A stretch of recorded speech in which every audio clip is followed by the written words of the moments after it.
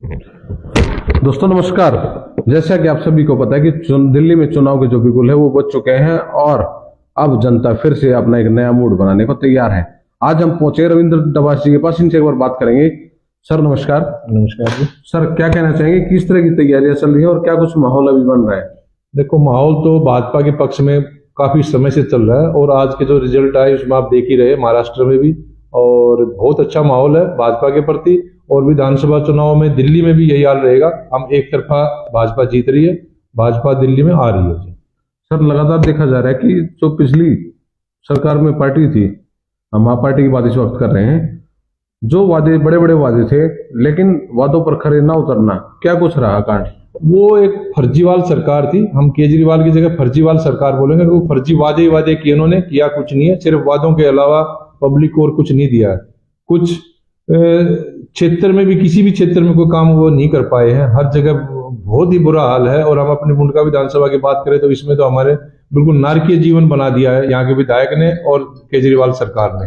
तो इस विषय पे तो अगर हम उनके खिलाफ कुछ बोलते हुए तो हमें शर्म आती है कि किस विषय पे बोल रहे हैं। हर विषय में फ्लॉप है सरकार। वो कोई भी विषय ऐसा नहीं जिसमें वो अच्छे हो। लगातार देखा गया कि एक सीएम जिसका जेल में रहना मतलब बहुत बड़ी बात मानी जाती है कि सीएम का जेल में जाना, और फिर इतने बड़े आरोप जिन पर वो घेरे गए हैं और उसके बाद फिर उनका इस्तीफा देना, तो क्या कुछ ये कहता है?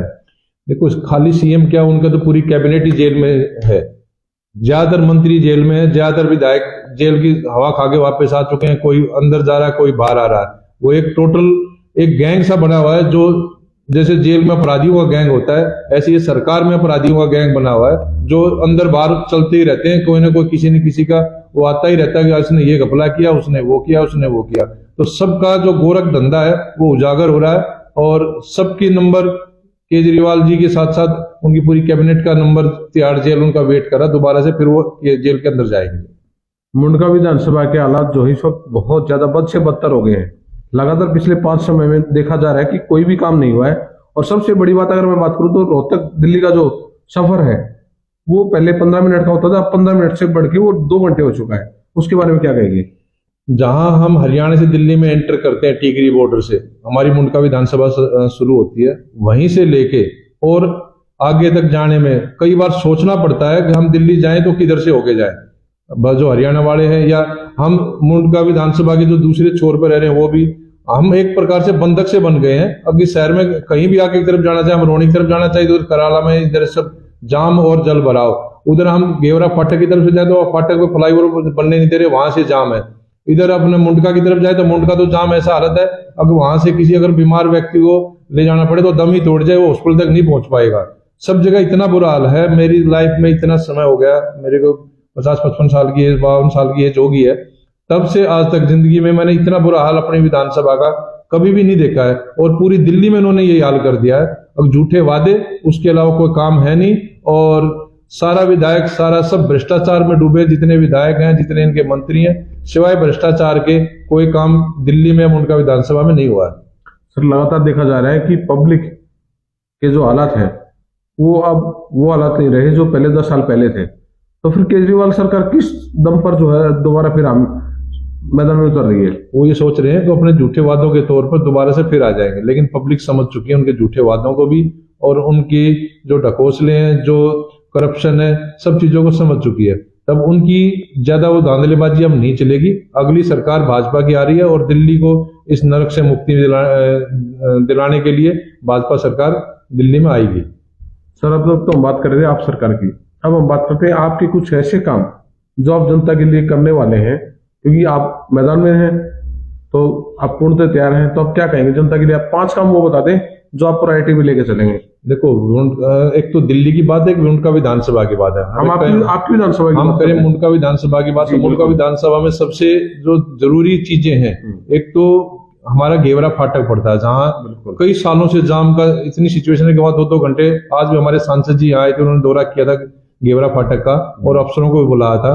तो इसको हम जल्दी ही, जब हमारी सरकार आएगी तुरंत इसके में काम शुरू कराएंगे। सबसे प्रायोरिटी चीज यही है। दूसरा, मुंडका का जाम और जल भराव, इतना बुरा हाल है कि वहां से निकलना, अब हमारी एक मुंडका विधानसभा पूरी दिल्ली में क्या पूरे देश में बदनाम हो गई है कि यहाँ पे निकलना दूभर है। कोई व्हीकल नहीं जा सकता, कोई बीमार को हॉस्पिटल नहीं पहुंचा सकते। दूसरी प्रायोरिटी ये रहेगी। तीसरी प्रायोरिटी हमारी रहेगी जो मुंडका से और कराला तक का रोड है, उसको बनते हुए 4 साल उसमें छोटा मोटे काम, पाइप लाइन दबाने का काम शुरू हुआ था, उसमें इतना बुरा हाल कर रखा कि बसें भी नहीं जा पा रही वहां पर। कई साल से उन गांव के लोग बहुत त्रस्त हैं क्योंकि वहां आबादी पैदल चल चल के बस स्टैंड तक पहुंच रही है, 1-2 किलोमीटर उसका रूट ही बंद कर दिया, इतना बुरा हाल कर रखा है, उसको कोई सुध नहीं दे रहा। ऐसे ही कराड़ा में जाम की स्थिति है। कराड़ा से बेगमपुर रोड है, वो इतना बुरा हाल कर रखा है कि उसको हम प्रायोरिटी में लेंगे ताकि वो जल्दी से जल्दी पूरा हो जाए। 5 साल में उसमें कहीं की छुटपुट एक थेगली लगाने के अलावा उन्होंने कुछ नहीं किया। इस तरह करके एक वृद्धावस्था पेंशन हमारी उसमें जल्दी से लागू हो, आयुष्मान कार्ड जल्दी से लागू हो। जिस दिन हमारी सरकार भाजपा की दिल्ली में आएगी उस दिन ये प्रायोरिटी में चीजें जल्दी से जल्दी हम इसको पूरा करवाने का पूरा प्रयास करेंगे। प्रयास का ये तकरीबन हम उसको करा के ही पूरा निपटाएंगे उस काम को और जल्दी से जल्दी चीजें हो जाए। सर एक और बड़ी चीज देखी गई कि जनता के लिए काफी लोग ऐसे भी हैं जो अपने लिए कुछ नहीं कर पा रहे हैं, तो उनके लिए आप क्या सोच रहे हैं आपकी विधानसभा में? किस तरह के कहने की बात करें? मतलब कुछ लोग ऐसे हैं जो कमाने के कैपेबल नहीं है या फिर अपने लिए उनके लिए कोई आएगा साधन नहीं है, तो उनके लिए क्या कुछ सोचा है? नए रोजगार के लिए मोदी जी की काफी सारी योजनाएं मोदी सरकार की है, जो SMSME के थ्रू या छोटे लघु उद्योगों के थ्रू हम प्रयास करेंगे उनके लिए कोई नया उनका बिजनेस शुरू कराया जाए। विश्वकर्मा योजना उनको छोटे मोटे लोन दे के रेडी पटड़ी वालों के लिए या और छोटी दुकानदारों के लिए मोदी सरकार की बहुत सारी केंद्र सरकार की स्कीमें हैं, हम उनकी सहायता के द्वारा उनका काम धंधा शुरू करा के उनके लिए कुछ ऐसा रोजगार ढूंढने की कोशिश करेंगे और उनको कामयाब बनाएंगे ताकि वो निठल्ले ना बैठे रहे सर, उनका जीवन यापन भी हो पाए और साथ साथ वो सरकार में सहभागिता देकर अपना उसका सरकार की उसमें भी बढ़ावा दें आय में भी। तो दोस्तों ये थे हमारे साथ रविंद्र डबास जी, आपने देखा और उन्होंने बड़े वादे जो है वो इस वक्त कर दिए हैं।